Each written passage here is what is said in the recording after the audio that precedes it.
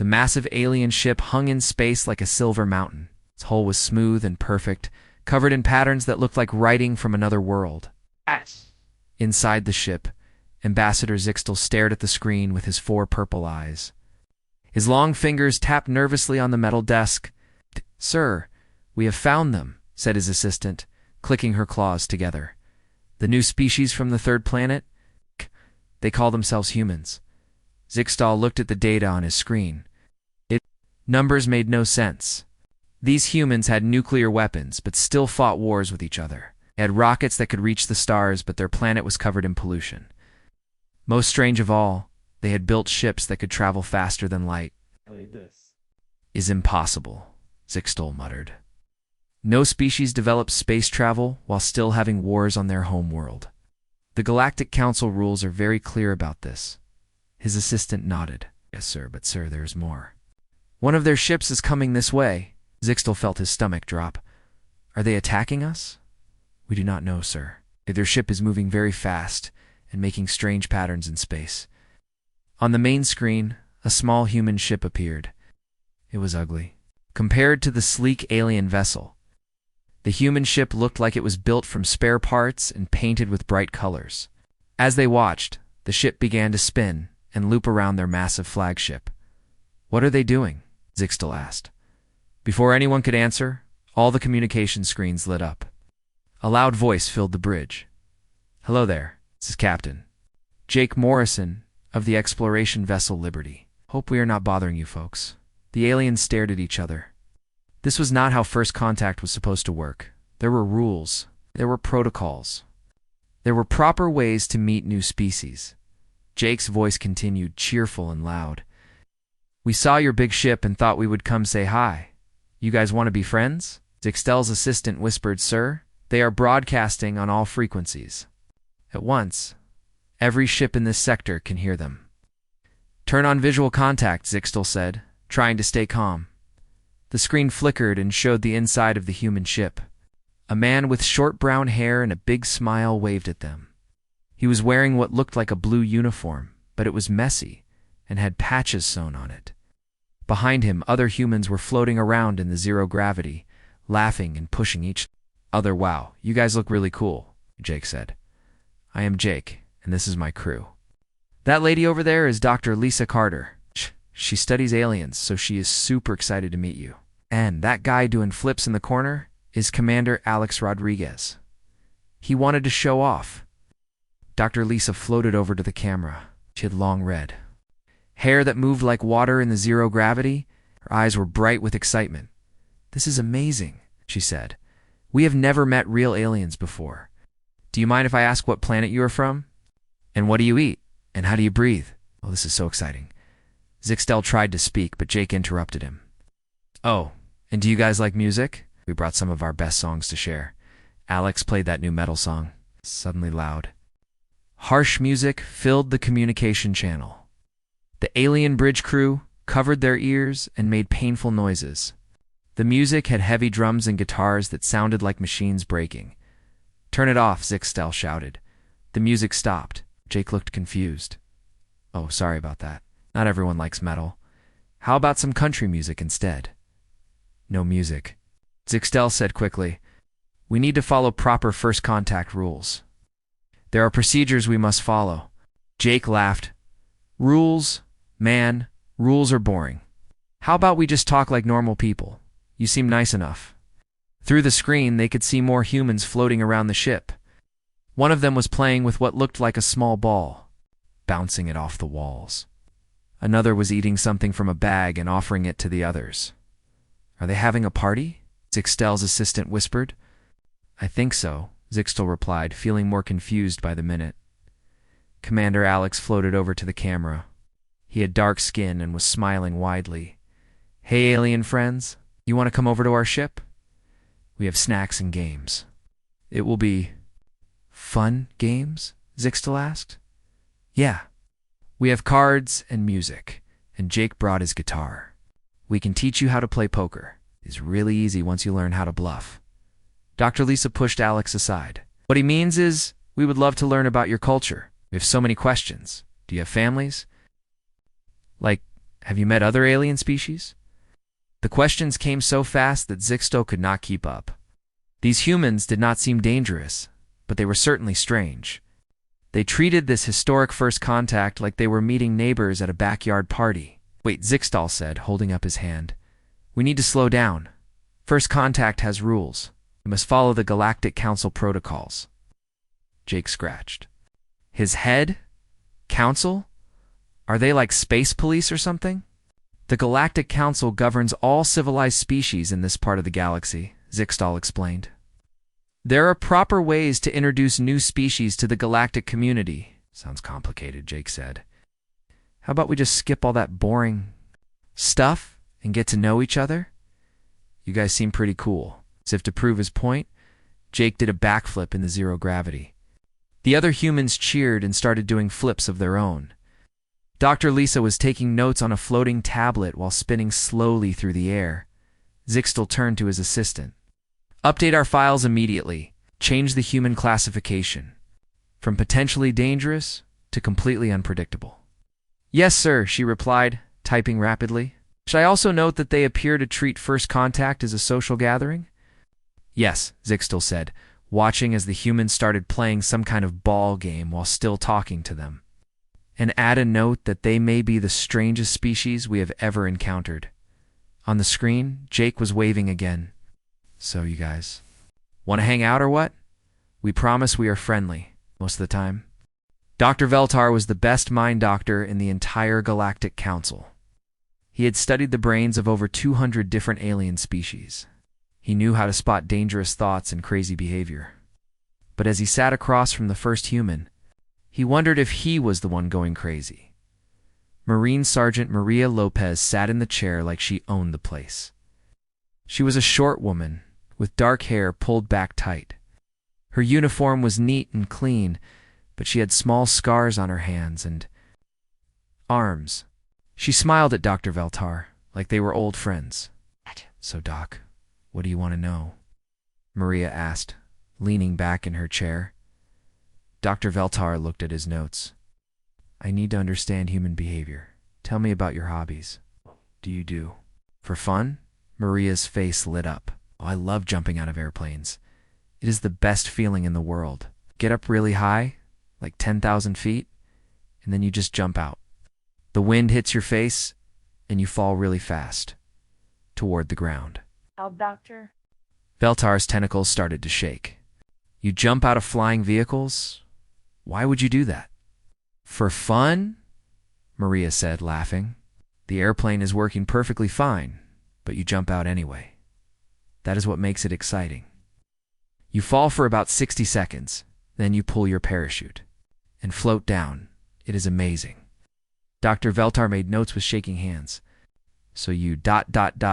leave a safe vehicle. Well, it is high in the air. For pleasure, exactly. Last month, I did it 23 times in one day. My record is 47 jumps in a weekend. Some people think I am crazy, but hey, you only live once. Right. Before Dr. Veltar could respond, Maria continued. I also love bungee jumping. You tie a rubber rope to your feet and jump off bridges. The rope stretches and bounces you up and down. It is like being a yo-yo. Dr. Veltar's notes were getting messy. His hands were shaking too much to write clearly. Next question. What is your job in the human military? I teach other Marines how to fight, Maria said proudly. We learned how to jump out of helicopters, climb cliffs with our bare hands, and swim in freezing water. Last week, I taught a class on how to survive in the desert with no food or water for 3 days. You train people to suffer? Dr. Veltar asked weakly. We train people to be tough. Pain is just weakness leaving the body. That is what we say. In the Marines, Dr. Veltar called for the next human. Engineer Pete Johnson walked in wearing a jumpsuit covered in oil stains. He was a big man with rough hands and a beard that needed cutting. He sat down and smiled. Hi there, Doc, Maria told. Me? You are asking about hobbies? I race cars. Dr. Veltar was already reaching for his medicine. You race cars? Yep. Strap myself into a metal box with wheels and drive it as fast as possible around a track. My car can go over 200 miles per hour. The faster, the better. Is this safe? Dr. Veltar asked. though he already knew the answer. Pete laughed so hard he almost fell off his chair. Safe, Doc. The whole point is that it is dangerous. We drive inches away from other cars at top speed. Sometimes we crash and the cars flip over and catch fire. That is part of the fun. Dr. Veltar made a note that said humans enjoy near-death experiences. I also like motorcycle racing, Pete continued. Motorcycle is like a car, but with only 2 wheels. Much easier to crash. I have broken my arm twice, my leg once, and my ribs 3 times. But man, the speed is incredible. The next human was Dr. Kate Williams, the ship's doctor. She was a calm woman with blonde hair and kind eyes. Dr. Veltar hoped she would be more normal. Tell me about human medicine, Dr. Veltar said. Well, humans have this interesting relationship with poison, Kate said thoughtfully. We regularly consume ethanol, which is toxic to our bodies. We call it alcohol. People drink it at parties and celebrations. You poison yourselves for fun? Dr. Veltar asked. In small amounts, yes. It makes people feel happy and relaxed. Of course, too much will kill you, but that is part of the challenge. We also smoke tobacco, which we know causes cancer, and drink coffee, which is technically a drug that speeds up our hearts. Dr. Veltar was writing frantically now. What about human sports? Kate smiled.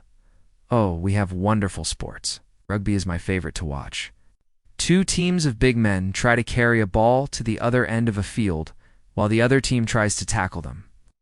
No padding, no helmets, just pure violence. Violence is entertainment, Dr. Veltar whispered. Boxing is even better, Kate continued. 2 people get in a ring and punch each other in the face until one of them falls down. The crowd cheers the whole time. It's very exciting. The last human was pilot Danny Chen. He was young with black hair and excited eyes. He carried a tablet full of videos. Doc, you have to see this, Danny said, turning on his tablet. This is footage from Earth. Watch this guy base jump off a cliff. The video showed a human in a wingsuit jumping off a mountain. The person flew through the air like a bird, just inches from the rocky cliff face. He could die if he makes one mistake, Danny said happily. And look at this one. Hurricane chasing. The next video showed humans driving cars toward a massive storm. The wind was so strong it was throwing trees around like toys. We drive right into the storm to study it, Danny explained. Sometimes the cars get picked up by the wind and thrown. Around it is incredible. Dr. Veltar watched humans skiing down mountains, surfing giant waves, and climbing frozen waterfalls. Each activity looked more dangerous than the last. This is volcano surfing, Danny said, showing a video of a human sliding down an active volcano on a piece of metal. And this is free climbing. No ropes, no safety gear, just your hands and feet on a 1,000-foot cliff. Dr. Veltar closed his tablet and looked at his notes. Every page was filled with activities that should have killed these humans. Yet they all seemed happy and healthy. I need to make my report, Dr. Veltar said quietly. He walked to his office and began typing. Humans are not insane, he wrote. Insanity implies a lack of understanding of danger. Humans understand danger perfectly. They seek it out. They welcome it. They celebrate it. This is not insanity. This is something far worse. I recommend immediate classification as a Type 9 hazardous species. Not because of their weapons or their technology, but because of their minds. They are, without question, the most dangerous species I have ever studied. Dr. Veltar sent his report and then reached for his emergency medication. Not tomorrow, he would have to interview more humans. Was not sure his sanity could survive it. General Kriksta was the greatest military mind in the Galactic Council. He had won wars across 17 star systems. His battle plans were studied in military schools on 50 different worlds. Today, he was about to face humans for the first time. The war game was simple. 2 fleets would fight in a controlled space near a dead planet. The rules were ancient and honored. First, both sides would make formal declarations of war. They would line up their ships in battle formation. Finally, they would fight, until one side surrendered with honor. General Kriksta looked at his fleet of 12 ships. Each one was perfect and deadly. His crew had trained for years. They knew every rule of space combat. Across from them, the Human fleet waited. Only 6 ships, and they looked like they were built in someone's backyard. Lieutenant Colonel Rick Davis commanded the human fleet from his ship called the Bulldog. It was painted with bright yellow stripes and had a picture of a growling dog on the side.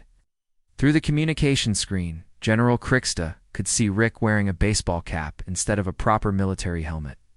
Tipping his cap. Ready to play some war games? This is a formal military exercise, General Kriksta replied stiffly.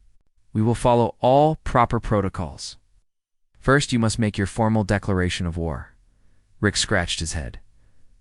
Okay. We declare war on you guys. There that work? General Kriksta Shade whispered. Sir, that was only 4 words. A proper declaration of war should be at least 50 words and include references to honor and duty. The humans have made their declaration, General Kriksta said. Now we line up our fleets in battle formation. You will place your ships in a straight line facing our formation. Rick looked confused. Why would we do that? It sounds like a great way to get shot. Those are the rules of civilized warfare, General Kriksta explained. We face each other.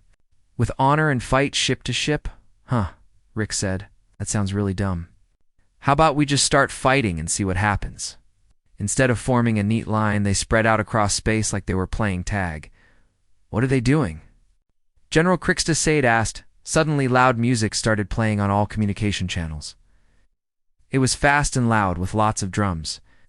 Over the music, a woman's voice started talking. Attention alien fleet, the voice said cheerfully.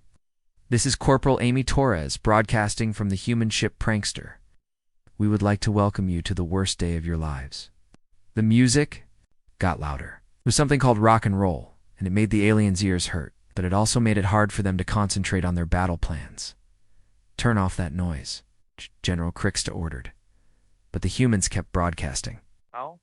They were playing something even worse, a song that repeated the same words over and over again. The alien crew started covering their ears and making painful sounds. Sir, his aide said, they are using psychological warfare. This is not in the rules. One of the human ships, painted bright pink and covered in glitter, flew straight at the alien flagship. General Kriksta prepared to destroy it, but instead of attacking, the ship started launching something at them. What are they firing? General Kriksta demanded. Sir, it appears to be balloons. Hundreds of colorful balloons splattered against the alien ship's hull. But these were not ordinary balloons. They were filled with paint. As they popped, they spelled out words on the ship's surface. It's very rude words that made General Kriksta's crew gasp in shock. They are writing jokes on our ship, his aide said. Private Kevin Smith's voice came over the radio. Aliens, can you read that? It says your fleet smells like old socks. Hope you have a sense of humor. As it passed, it released thousands of rubber chickens into space. Fake chickens bounced off the alien ships and made squeaking sounds. This is not warfare, General Kriksta shouted. This is chaos. Captain Nicole Brown commanded a human ship called the Party Bus. It was painted like a rainbow and had disco lights flashing all over it. She flew her ship in loops around the alien formation while her crew hung out the windows taking pictures.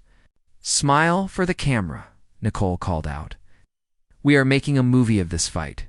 My mom is going to love it. The aliens tried to return fire, but the humans were moving too fast and in too many directions. Every time the aliens locked onto a target, the human ship would do something impossible like fly backwards or spin like a top. One human ship pretended to surrender by sending a white flag and flying slowly toward the alien fleet. General Kriksta ordered his ships to accept the surrender with honor. But when the human ship got close, it suddenly started playing loud music and launched thousands of confetti cannons. Surprise, the human pilot yelled. Just kidding about. Surrendering. Got you. Good. The confetti covered the alien ships in bright colors. Some of it was sticky and would not come off. The alien crews were so busy cleaning confetti out of their weapon systems that they could not fight back. Meanwhile, human ship called Chaos Engine was doing something that broke several laws of physics. It was flying in a perfect square, pattern while upside down. Every few seconds, it would stop and do a little dance in space before continuing on its impossible path. How are they doing that? General Kriksta Shade asked. I do not know, General Crickster replied weakly. Nothing they are doing makes sense.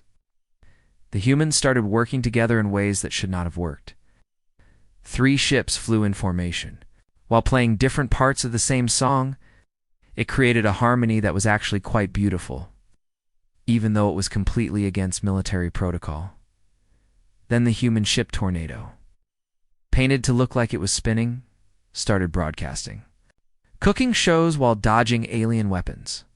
The pilot was calmly explaining how to make something called pizza while performing maneuvers that should have been impossible. Today we are making pepperoni pizza, the pilot said while doing a barrel roll.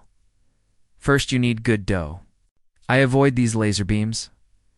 Let me tell you about the importance of letting dough rise properly.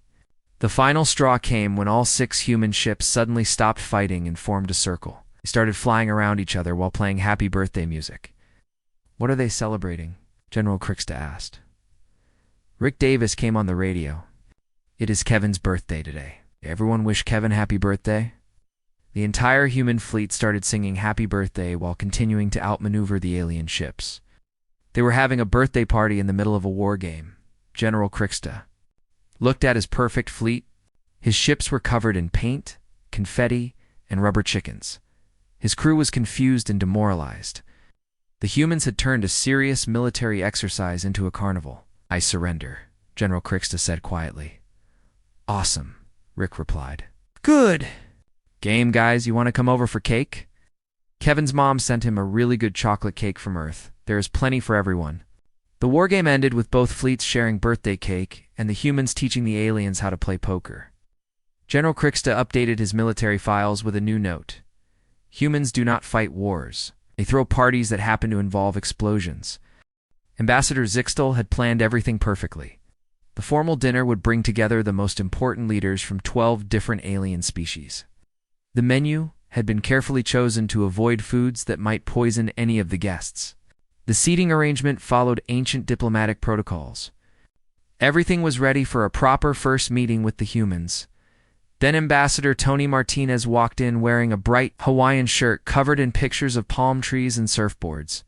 Hello, everyone, Tony said loudly, waving at the room full of formally dressed aliens. This place looks great. It's very fancy. I brought some friends. Hope that is okay. Behind Tony came 5 other humans, none of them wearing proper diplomatic uniforms. Chef Bobby Kim wore a white cooking apron with a picture of a smiling hamburger on it. Dr. Rachel Moore had on jeans and a t-shirt that said, "Science is fun," in bright green letters. Secretary of Science Helen White wore a dress, but it was covered in patterns that hurt the aliens' eyes to look at. The alien dignitaries stared in shock. The hegemony representative, Lord Vexmar, had worn his most expensive robes for this occasion. The Crystal Federation's ambassador was wearing ceremonial armor that cost more than most starships. Everyone had followed the dress code except the humans. Are those your formal clothes? Asked Ambassador Quintel from the Ring Worlds. Tony looked down at his shirt. This is my lucky shirt. I wear it to all important meetings. Got it in Hawaii. That is a really nice place on Earth. You guys should visit sometime. The aliens looked at each other nervously. The dinner had not even started, and the humans were already breaking protocol. Please, everyone sit down, Zixtel said, trying to save the situation. We have arranged seating according to diplomatic importance and species compatibility. Tony looked at the long table with its fancy place cards and complicated seating chart. This looks way too serious. How about we all just sit wherever we want? It will be more fun that way, before anyone could stop him. Tony sat down in the chair that was supposed to be for the Crystal Federation's highest-ranking admiral, Chef. Bobby sat next to the hegemony's religious leader. The careful seating arrangement collapsed as the humans scattered around the table wherever they felt like sitting. Now this is better, Tony said, patting the alien next to him on what might have been a shoulder. Much more friendly. What is your name, buddy? The alien, who was actually a 3,000-year-old philosopher, had never been called buddy.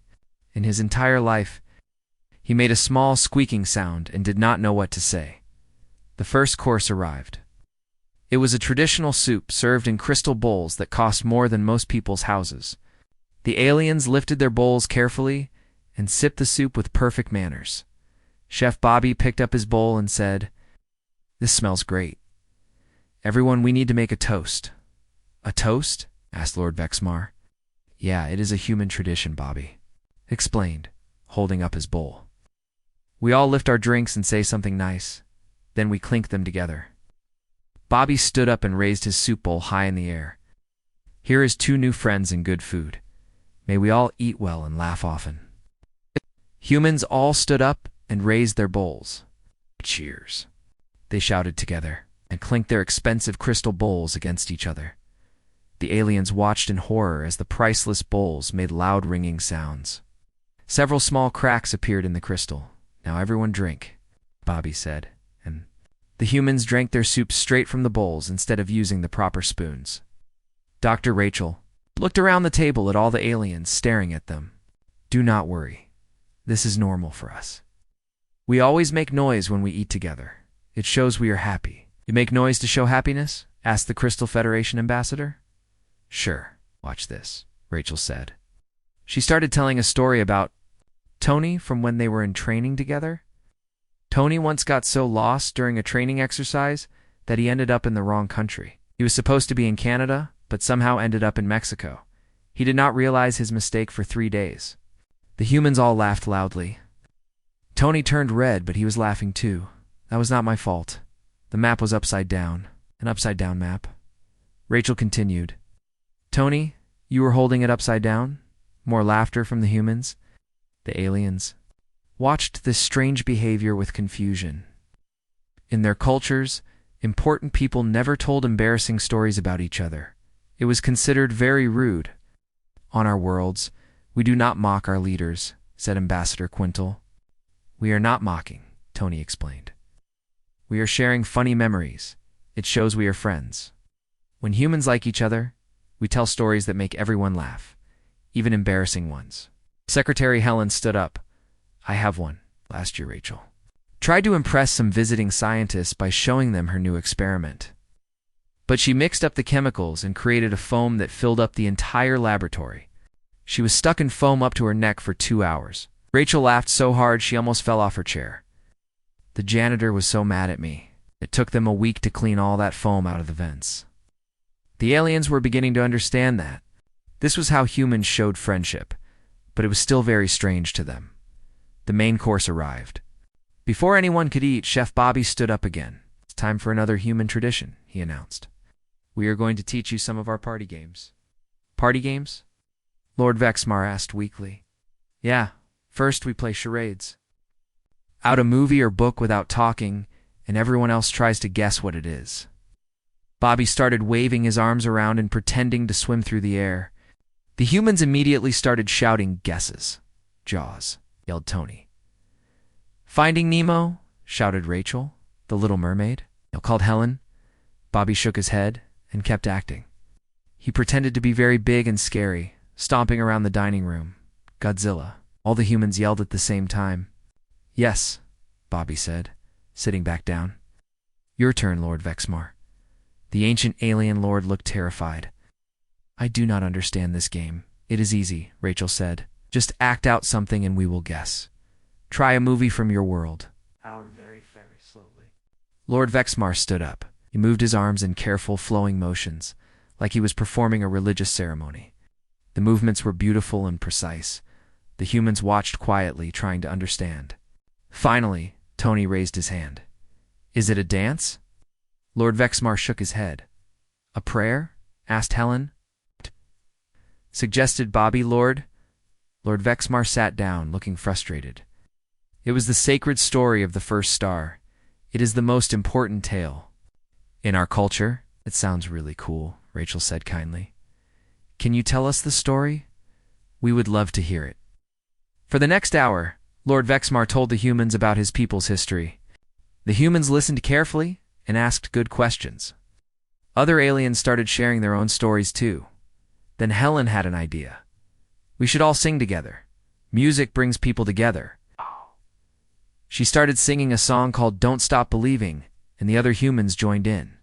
Soon, the whole dining room was filled with human voices singing about midnight trains and city lights. When the song ended, the aliens clapped politely. Then something amazing happened. Ambassador Quintal started humming a tune from his homeworld. It was soft and beautiful. Like wind through crystal caves, the Crystal Federation ambassador added a harmony that sounded like bells ringing.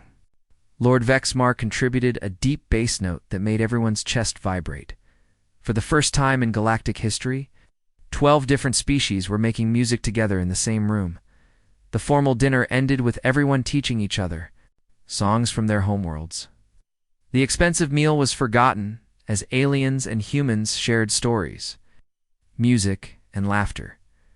Later, Zixtel updated his report. Humans have weaponized friendship. They turn every formal occasion into a social gathering. They break all rules of diplomacy, but somehow make everyone feel included and happy. Oh, this may be their most dangerous ability yet.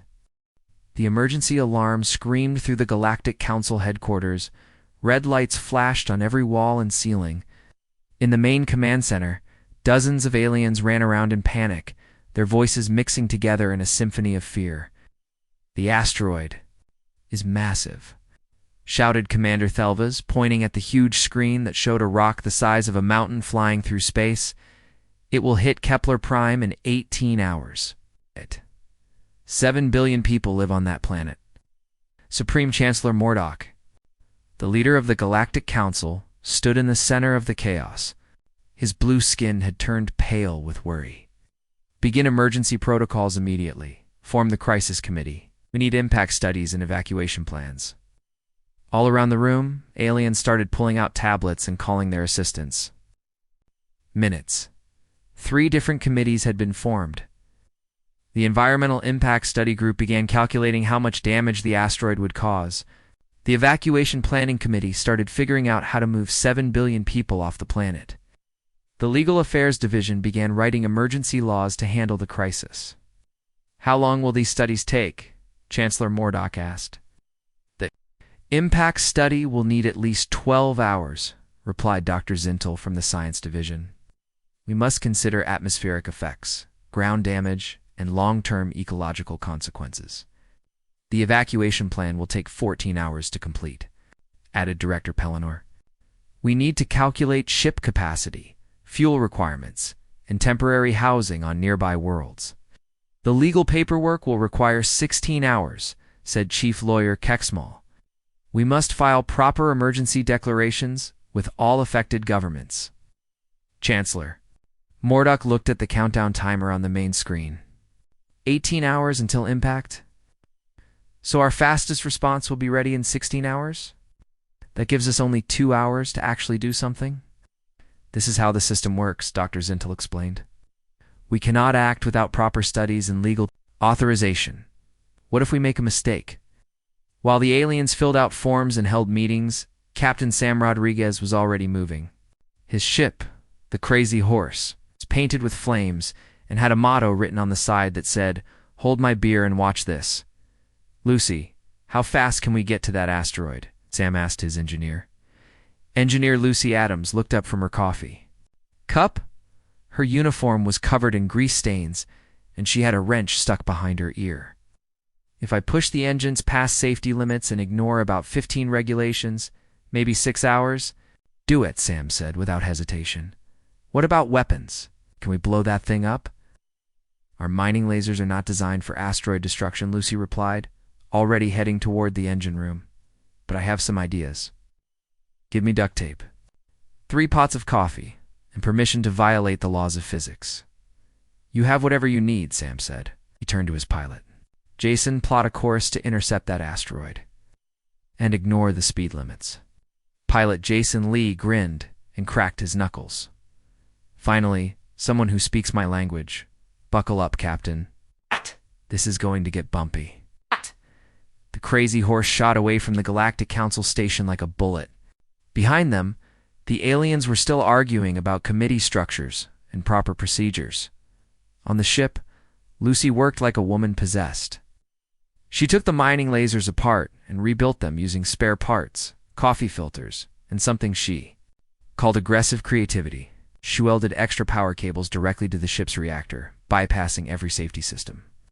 This should not work, she muttered to herself while taping wires together. But stupid ideas work better when you believe in them. Dr. Mike Watson, the ship's scientist, helped by doing math calculations on napkins and the back of pizza boxes. According to my numbers, we need to hit the asteroid in exactly the right spot to break it into small pieces. Miss by even a little bit, and we just make the problem worse. No pressure, Sam said, watching the asteroid grow larger on their screen. Meanwhile, at Galactic Council headquarters, the committees were still meeting. We need to consider the environmental impact on the planet's moon, Dr. Zintel was saying. The asteroid debris could affect lunar gravity patterns. Has anyone filed Form 27B for emergency resource allocation? Asked Chief Lawyer Kecksmall. We are still waiting for approval from the Subcommittee on Crisis Management Protocols, replied Director Pellinor. Chancellor Murdoch watched the countdown timer. 14 hours until impact. The human ship was already halfway to the asteroid. While the aliens were still arguing about paperwork, on the Crazy Horse, the crew was working around the clock. They had not slept in 36 hours. Lucy had consumed so much coffee that her hands were shaking, but she kept working. Jason was flying the ship through an asteroid field while eating a sandwich and humming rock songs, approaching target. Jason announced, "This thing is huge. How are we supposed to destroy something this big?" Lucy wiped grease off her face and grinned. "Easy. We hit it really, really hard with everything we have got. Sometimes the best plan is the simplest plan." She had turned their mining lasers into something that looked like it belonged in a mad scientist laboratory.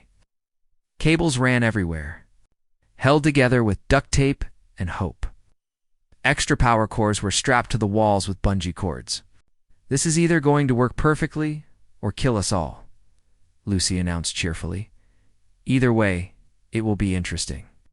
Sam took his position in the captain's chair. "All crew, prepare for asteroid destruction." Power up your crazy contraption. "Jason, get us in position.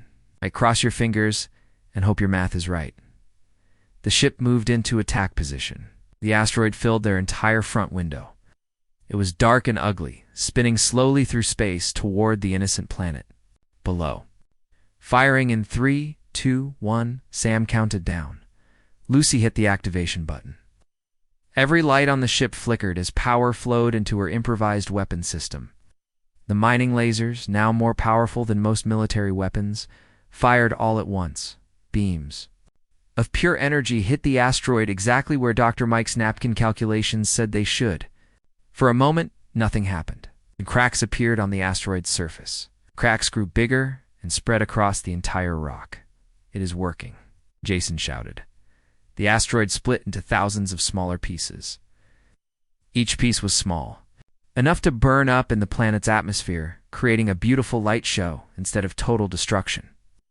"Target destroyed," Sam reported back to Galactic Council headquarters. "Planet saved. Anyone want some coffee?"